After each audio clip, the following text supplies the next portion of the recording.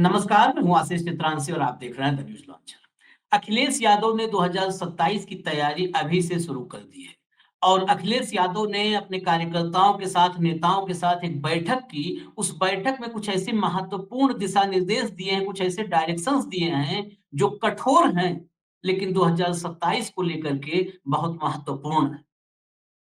2024 के लोकसभा चुनाव में मिली कामयाबी को अखिलेश यादव ने बेहतर ढंग से डाइजेस्ट किया है, हजम किया है और आगे की रणनीति उसी के अकॉर्डिंग बनाई है, इस मीटिंग से पता चल चुका है। नहीं तो 2024 के लोकसभा चुनाव आप याद कीजिए, महाराष्ट्र में उद्धव ठाकरे को जबरदस्त कामयाबी मिली। शरद पवार का स्ट्राइक रेट तो जोरदार था, सबसे जबरदस्त स्ट्राइक रेट था। लेकिन विधानसभा चुनाव आए तो क्या हश्र हुआ। हालांकि मशीनों के खेल पर किसी को कोई आज की तारीख में शंका नहीं है। सबको ये यकीन है कि मशीनों में कुछ न कुछ गड़बड़ हुई है। राजीव कुमार जवाब दें या ना दें, लेकिन मशीन पर किसी को पुख्ता यकीन नहीं है।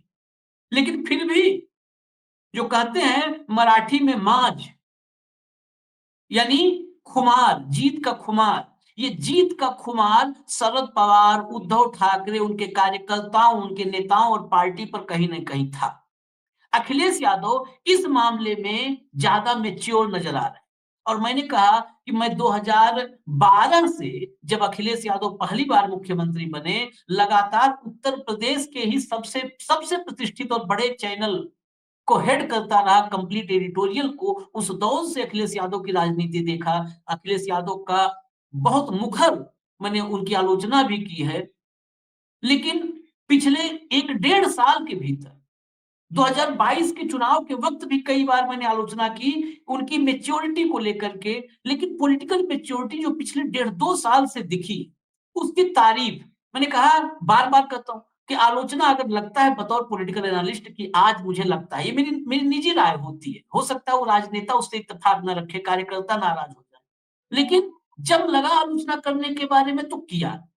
आज जब लगता है कि ये पॉलिटिकल मैच्योरिटी अखिलेश की यहां तक पहुंच गई है कि वो तारीफ होनी चाहिए, तो तारीफ भी करने में कोई गुरेज नहीं है। अखिलेश ने जिस तरीके से अपने नेताओं को हर विधानसभा, पूरे 403 विधानसभा क्षेत्रों के नेताओं को जो संदेश दिया है कि अपना टिकट पक्का मानकर न चले। अगर उनको लग रहा है कि वही प्रत्याशी होंगे, तो किसी गफलत में, किसी खुशफहमी में न रहें।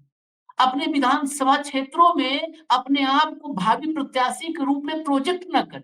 आप सामान्य तौर पर देखिए, कोई भी त्योहार आता है, कोई तीज त्योहार, कोई अवसर जिसमें जिले में, विधानसभा क्षेत्रों में होर्डिंग्स लगते हैं, तो हर पार्टी और खासकर समाजवादी पार्टी का ये देखने को मिलता है, पुराना कल्चर है। जो उसके नेता हैं टिकट के दावेदार, वो होर्डिंग्स से जो है पाठ देते हैं उस पूरे इलाके को, विधानसभा को या शहर को या कस्बे को या नगर को। फला भावी प्रत्याशी, फला विधानसभा, 317 नंबर विधानसभा, 106 नंबर विधानसभा, भावी प्रत्याशी। इतने भावी प्रत्याशी हो जाते हैं कि वो भावी प्रत्याशी जब चुनावी वक्त आता है तो आपस में ही एक गुत्थम गुत्था की स्थिति पैदा कर देते। जिस तरह लोकसभा चुनाव में पीडीए फॉर्मूले का इस्तेमाल टिकट बंटवारे में किया था अखिलेश यादव ने, दरअसल 2024 के लोकसभा चुनाव में अखिलेश की कामयाबी की सबसे बड़ी वजह थी वो टिकट वितरण। टिकट बंटवारे में अखिलेश यादव ने तमाम अपने निजी संबंधों को, तमाम राजनैतिक कद को, लोगों के, उन सबको दरकिनार रखा। उस फॉर्मूले को उन्होंने ऊपर रखा, पीडीए को, पिछड़ा दलित अल्पसंख्यक वाले फॉर्मूले को, जो फॉर्मूला एक इलेक्शन विनिंग या मैच विनिंग जो कहते हैं कॉम्बिनेशन, वो तैयार। वो वोट बैंक का, वोटों का ऐसा एक गट्ठल तैयार कर दे जो भाजपा पर, भाजपा के तमाम नैरेटिव पर, एजेंडे पर, फरेब पर, सब पर भारी पड़ जाए।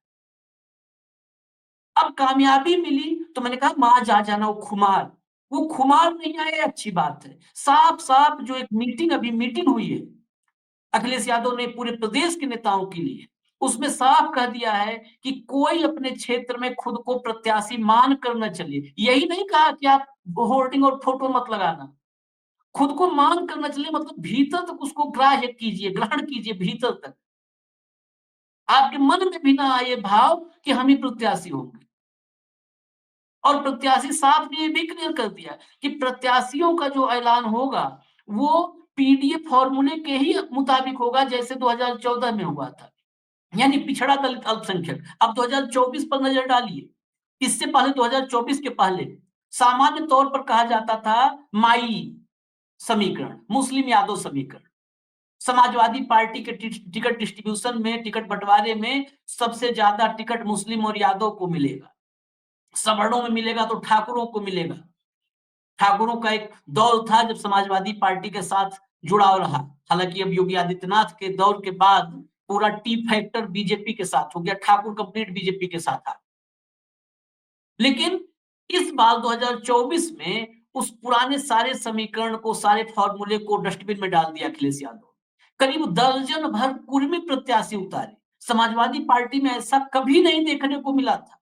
दर्जन भर के करीब कुर्मी प्रत्याशी उतारे, पाल, कश्यप, शाक्य, हर वर्ग का, जो पिछड़ा, अति पिछड़ा, दलित, महादलित, यहां तक कि जाटो, जो जाटो माना जाता है कि वो हार्डकोर डेडिकेटेड मतदाता है मायावती का, बहन जी का, और अगर बहन जी से छिटका है कुछ तो वो भाजपा के साथ जाता रहा है या गया है पहले, उस जाटो वर्ग से 5 के करीब प्रत्याशी दिए, 5 या आधे दर्जन प्रत्याशी जाटो।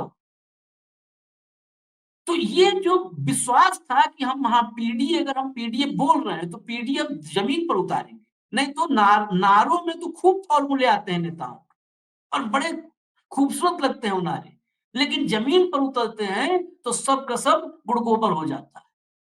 लेकिन अखिलेश ने 24 में जो कहा, जो नारे में बोला, वो उतार के दिखाया। वो दिखाया उन्होंने कुर्मी को कि हाँ, अगर हम बात कर रहे हैं पीडीए की, अगर हम कुर्मी को अपने साथ लाने की बात कर रहे हैं तो प्रत्याशी हम कुर्मी 1 दर्जन दे रहे हैं, ये ऐतिहासिक था।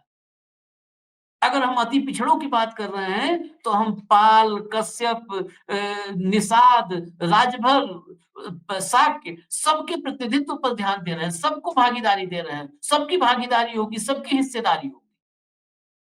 अब इसीलिए, क्योंकि अगर देखिए होता क्या है, भारतीय जनता पार्टी अगर उसके सामने प्रोजेक्टेड कैंडिडेट्स दिखने लगते हैं, भावी प्रत्याशी, जो भावी प्रत्याशी अपने आप को लोग लगाते हैं, तो उस हिसाब से वो वहां पर अपना प्रत्याशी चुने ना चुने, वहां पर वो डिवीजन का खेल शुरू कर देते हैं, वहां पर डमी प्रत्याशियों को तलाशना शुरू कर देते हैं, वक्त रहते तलाशना शुरू कर देते हैं। उत्तर प्रदेश के हालात वैसे ही, राजनीतिक हालात, सामाजिक हालात दोनों ठीक नहीं। कितनी खबरें मैं बताया, उन खबरों को लोग देखना नहीं चाहते, मसाला कम होता है, लेकिन कितनी खबरें मैंने बताया, चाहे मुरादाबाद की खबर हो, चाहे कुंभ की खबर हो, जगह जगह से खबर आ रही। पक्षपात पूर्ण शासन चल रहा है, जाति और धर्म देख करके इंसाफ हो रहा है। चंद्रचूड़ ने उन हटा दिया था ना, न्याय की देवी की आंख से पट्टी, कहा न्याय की देवी की आंख पर पट्टी नहीं होना चाहिए, वो सदियों से पट्टी थी। तो मदन बी लोकुर ने कहा, रिटायर्ड जो है जस्टिस सुप्रीम कोर्ट के मदन बी लोकुर सबसे सीनियर जज थे जब रिटायर्ड हुए, अब यूएन में उनकी नियुक्ति हुई है। उन्होंने कहा अपने इंटरव्यू में कि ये आंख से पट्टी हटाने का मतलब, न्याय की देवी की आंख से पट्टी हटाने का मतलब है कि अब वो देख सके कि सामने वाला कौन है, वो कोई बड़ा आदमी है या कोई गरीब आदमी है। तो वही उत्तर प्रदेश में इंसाफ अब देखता है कि ये कौन सी जाति का है, कौन से धर्म का है। इसके एक नहीं, इसके दर्जनों उदाहरण सामने आ रहे हैं, खबरें रोज आती हैं, आप खबरें पढ़िए और खुद सेल्फ एनालिसिस कीजिए, किसी को मत सुनिए, हमको न सुनिए, सेल्फ एनालिसिस कीजिए आप। तो उन नेरेटिव्स से बचने के लिए ये जो सनातन और हिंदुत्व की रक्षा का एक मिशन चला है, एक खबर है बड़ी गंभीर, वो खबर हम आप तक लाएंगे। स्कूल ड्रॉप आउट मतलब स्कूल छोड़ते बच्चे, ये इस समय अपने हाई टाइम पर है, सबसे ऊपर चला गया है वो आंकड़ा, जो स्कूल छोड़ने वाले बच्चों का आंकड़ा है, और उत्तर प्रदेश उसमें नंबर 1 पर। बच्चे स्कूल छोड़ेंगे, कार्ड उठाएंगे, हिंदू तो सनातन की रक्षा करेंगे। ऐसे दौर में प्रत्याशियों, मतलब अपने कार्यकर्ताओं के अति उत्साह पर कंट्रोल रखना, ये बहुत जरूरी है। और अखिलेश यादव ने उस दिशा में कोई गाइडलाइन नहीं, सख्त सख्त निर्देश जारी किए कि नहीं, अब नहीं, कोई भी उछल कूद नहीं मचाए। बीजेपी के प्रोपोगेंडा से, बीजेपी के विभाजनकारी राजनीति से बचने का एक ही उपाय है। जब टिकट बँटवारा होगा, जिसको टिकट मिलना है, वो हाईकमान से मिलेगा, अखिलेश यादव तय करेंगे और वो भी पीडीए के फ़ॉर्मूले के तहत होगा। यानी इतना मानिए कि 2027 में अखिलेश यादव अभी से 2027 की तैयारी बीजेपी जैसे तैयारी बहुत पहले से करती है। वैसे ही आज की तारीख में जो हो रहा है, मस्जिदों में मंदिर ढूँढना, कुएँ ढूँढना, बावड़िया ढूँढना, ये सब क्या है? ये 17-27 की तैयारी भाजपा कर रही है। ये समझिए आप, ये कुछ नहीं और है, ये 27 की तैयारी है कि सब जगह से क्योंकि 8-10 साल में हुआ तो कुछ नहीं है।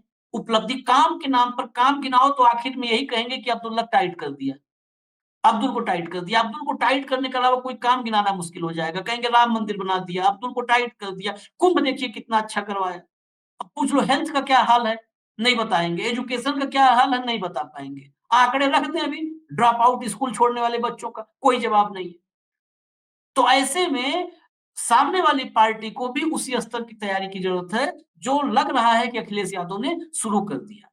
खैर, अभी देखते हैं, आगे-आगे वक़्त बहुत है और कदम-कदम पर कहते हैं ना विषाद का एक-एक मोहरा बहुत सोच समझ करके चलना है, उसकी चाल बहुत सोच समझ के तय करनी है, तभी ये चुनावी रण भाजपा से लड़ा जा सकता है। इजाज़त दीजिए मुझे न्यूज़ लॉन्चर देखते रहिए। नमस्कार।